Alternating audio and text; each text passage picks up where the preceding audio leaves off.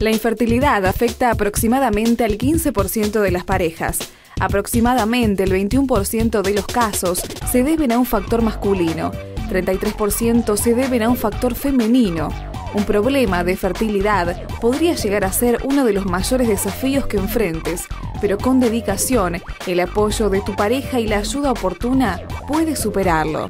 Decimos que la infertilidad en sí es la capacidad disminuida o ausente de una pareja de concebir un embarazo tras un año de tener relaciones sexuales sin tener medidas anticoncepcionales. Y estaremos hablando de una infertilidad masculina cuando la causa está relacionada con el hombre. Hay muchas razones por las que una pareja puede no ser capaz de concebir. ¿Cuáles son las causas? En cuanto a las causas, son muchas. En realidad, para eso tenemos que explicar mejor a través de un cuadro para que pueda ser entendible. Acá tenemos el testículo, luego viene el epidídimo, después de eso viene un conducto que se llama conducto deferente. El testículo es la encargada de formar los espermatozoides del varón. Una vez formados, los espermatozoides pasan al epidídimo y después a través del conducto deferente van llegando hasta la zona de la uretra prostática donde desembocan. Y después en una relación sexual puede haber la conjunción del líquido prostático más el líquido seminal y los espermatozoides, es lo que nosotros conocemos con el nombre de líquido seminal, la encargada de la fecundidad. Pueden haber causas a nivel testicular o a nivel del conducto de transporte.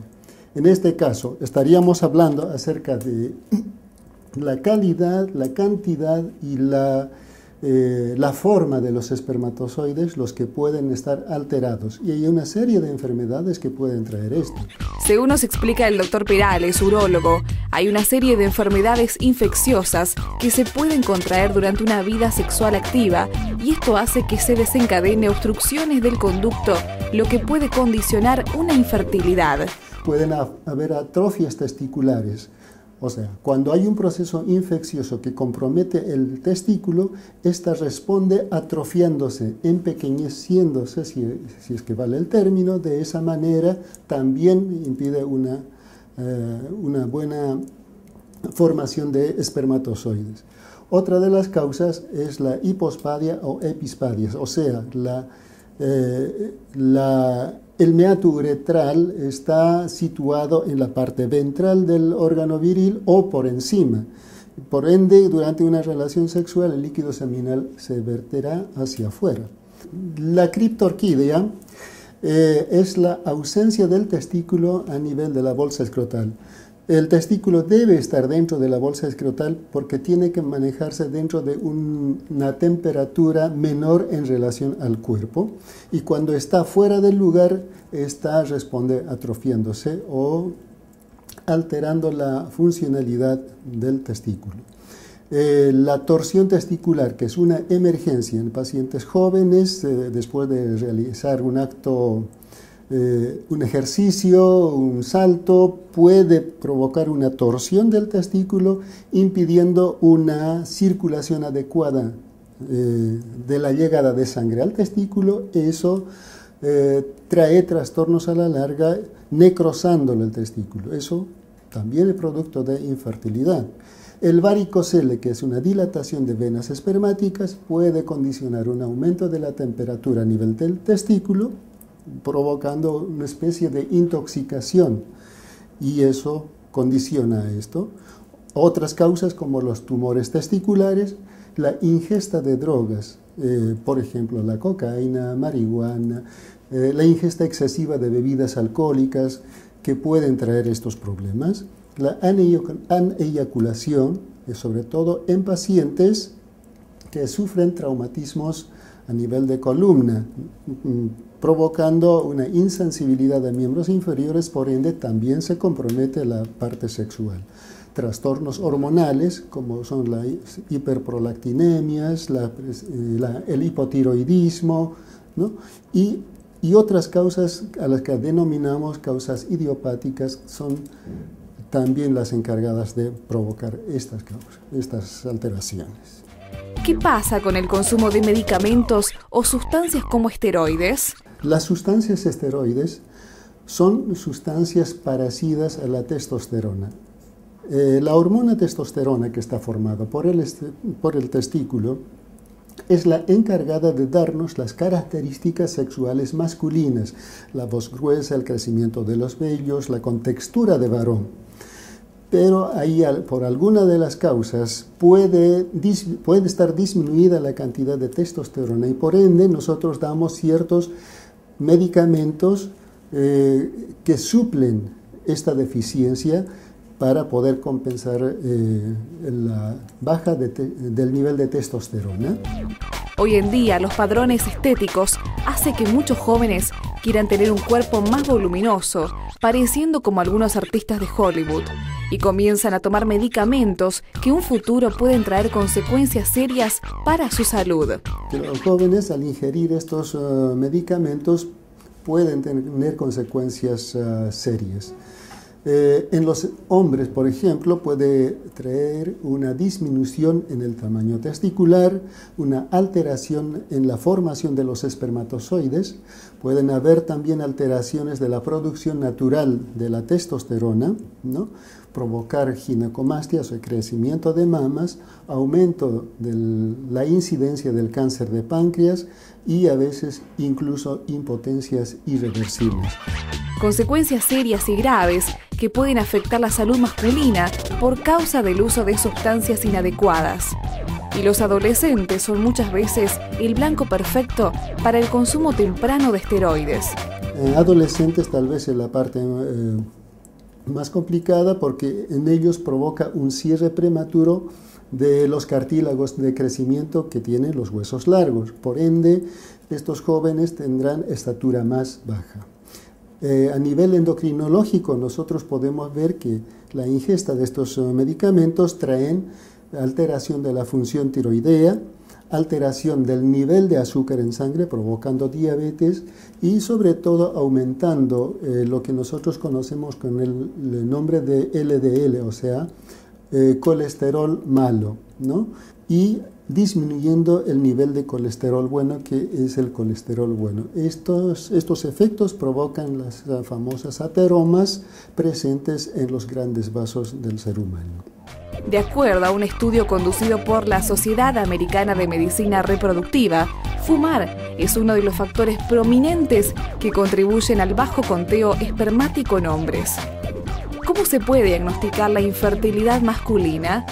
El diagnóstico básicamente se lo hace en base a una buena historia clínica, buscando las causas del padecimiento de la infertilidad, exposición a determinadas sustancias, por ejemplo, pacientes que trabajan con insecticidas, que están expuestos a radiaciones, que están siendo tratados por alguna patología tumoral, ¿no? Son elementos que nos ayudarán a determinar si tiene infertilidad o no.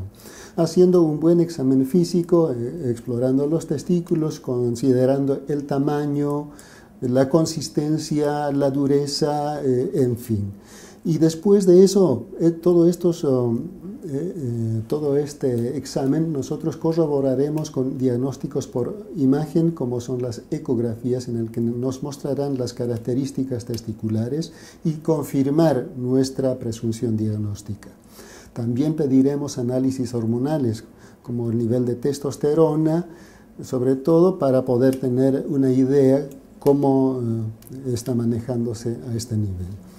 Y otro de los estudios que generalmente pedimos son los espermogramas, o sea, el conteo de espermatozoides en un determinado volumen de líquido seminal. Entonces encontraremos alteraciones en cuanto se refiere a la calidad, a la cantidad y a la motilidad.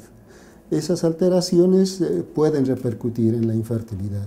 Y por último, podemos recurrir incluso a la biopsia testicular, o sea, bajo anestesia en estos pacientes extraer un fragmento de testículo y llevarlos a patología y determinar cómo está la fábrica de los espermatozoides, ¿no?